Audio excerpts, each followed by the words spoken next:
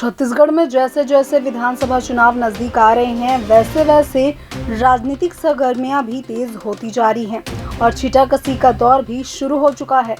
ऐसे में वरिष्ठ भाजपा नेत्री सरोज पांडे ने प्रेस वार्ता को संबोधित करते हुए राहुल गांधी के छत्तीसगढ़ दौरे और राज्य की कांग्रेस सरकार पर जमकर हमला बोला।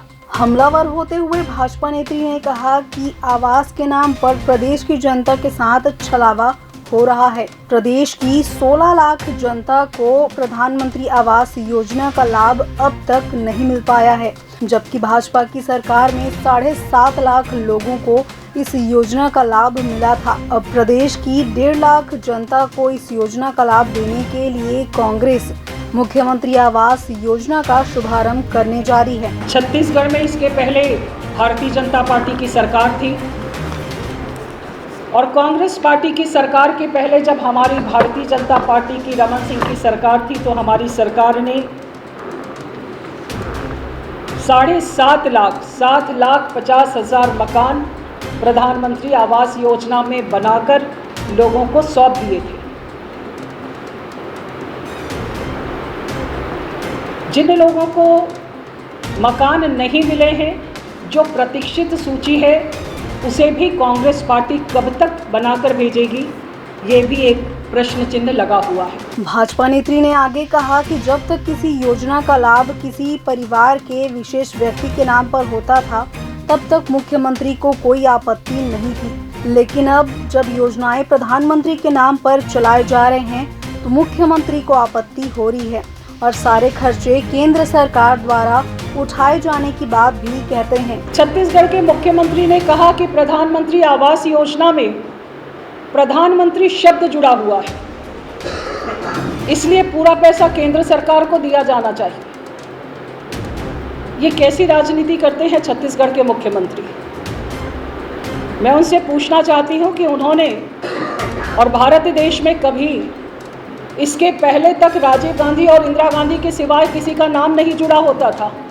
छत्तीसगढ़ में भी इन्होंने बहुत सारी योजनाओं को जोड़ा है और जिन योजनाओं में सब में ये केवल और केवल एक परिवार का नाम जोड़ते हैं विशेष तौर पर। मुख्यमंत्री द्वारा ऐसा करने से प्रदेश की जनता को योजनाओं का लाभ नहीं मिल पा रहा है, जो प्रदेश की जनता के साथ सरासर धोखा है। प्रदेश की जनता के पैसों को कांग्रेस सरकार एटीएम की तरह कांग्रेस के वरिष्ठ नेता राहुल गांधी तक पहुंचाने का काम कर रही है और कांग्रेस पार्टी ने छत्तीसगढ़ की इस कांग्रेस सरकार को अपना एटीएम बना रखा है, इसलिए वो घोटालों की गूंज उनको सुनाई नहीं देती है।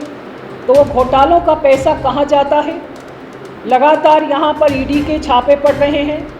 कम जो राशि राजसात की जा रही है, जो संपत्ति राजसात की जा रही है, उसके लिए कोई प्रमाण की जरूरत नहीं है। आज कांग्रेस नेता राहुल गांधी इस योजना का शुभारंभ करने छत्तीसगढ़ आए हुए हैं, लेकिन नैतिकता के आधार पर उनको इस योजना में शामिल भी नहीं होना चाहिए था। जब आचार संहिता लगने में मात्र 10 से 15 दिन बचे हुए हैं, तब इस योजना का आरंभ करने का औचित्य ही क्या है, ये मुख्यमंत्री जी बताएं। तो जिस प्रकार छत्तीसगढ़ के मुख्यमंत्री हर विषयों पर झूठ बोलते हैं, आज उन्होंने एक नया झूठ फिर से परोसा और आज उन्होंने मुख्यमंत्री आवास योजना की घोषणा करी और मोहब्बत की दुकान में नफरत का सामान बांटने का जिन्होंने शुरुआत की है, वो नेता जो भारत की राजनीति को बहुत कम समझते हैं, सीख रहे हैं, फैंसी ड्रेस प्रतियोगिताओं में भाग लेते हैं, उनको यहाँ पर बुलाकर फिर से उन्होंने शुरुआत कराया। कभी वो कुली बन जाते हैं, कभी वो मैकेनिक बन जाते हैं, कुछ समझ में नहीं आता है कि वो बनना क्या चाहते हैं। भाजपा नेत्री सरोज पांडे की इन सभी आरोपों पर कांग्रेस ने भी पलटवार किया है और भाजपा पर गंभीर आरोप लगाए हैं। आइए जानते हैं कांग्रेस का बचाव करते हुए कांग्रेस नेता सुशील आनंद शुक्ला ने क्या कहा। दरअसल भारतीय जनता पार्टी की खीज है, बौखलाहट है। इनको गरीबों का भला होता देख बर्दाश्त नहीं होता है। ये इनकी मानसिकता है। गरीबों का भला, ये सिर्फ अडानी के भले के लिए सरकार चलाते हैं, अंबानी के भले के लिए सरकार चलाते हैं। 7 लाख आवासीनों के आवास तो प्रधानमंत्री जी ने काट दिया। हमारी सरकार ने वैकल्पिक व्यवस्था के तहत राज्य सरकार अपने स्रोतों से आज 7 लाख आवासीनों के खाते में सीधे पैसा ट्रांसफ़र कर रही है।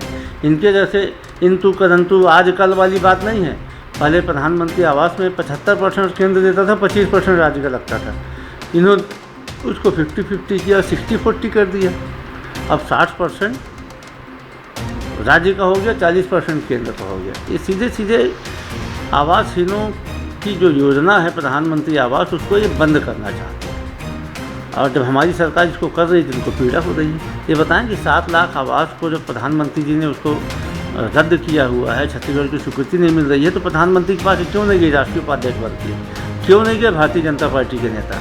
ये भारतीय जनता पार्टी का गरीब विरोधी चरित्र है और उसकी काट के रूप में ये आवासहीन न्याय योजना चालू हुई है। भाजपा का कहना है कि पिछले भाजपा के शासन में 7.5 लाख लोगों को मकान मिला था प्रदेश में, जबकि कांग्रेस की सरकार में अभी तक की लोगों को मकान मिला ही नहीं। देखिए, इनके पास में झूठ बोलने के अलावा कुछ नहीं होता है। हमारी सरकार बनने के बाद हमने 13 लाख लोगों को आवास दिया। उनके समय मात्र 2.5 लाख लोगों को आवास मिला था और इस योजना को हमने और आगे ले जाके अपनी योजना के रूप में चालू किया। जब मोदी जी पैसा नहीं दे रहे थे, क्या छत्तीसगढ़ का आवासीय को आवास नहीं मिलेगा क्या? छत्तीसगढ़ का हमारे पास हम प्रचुर वन संपदा है, प्रचुर खनिज संपदा है।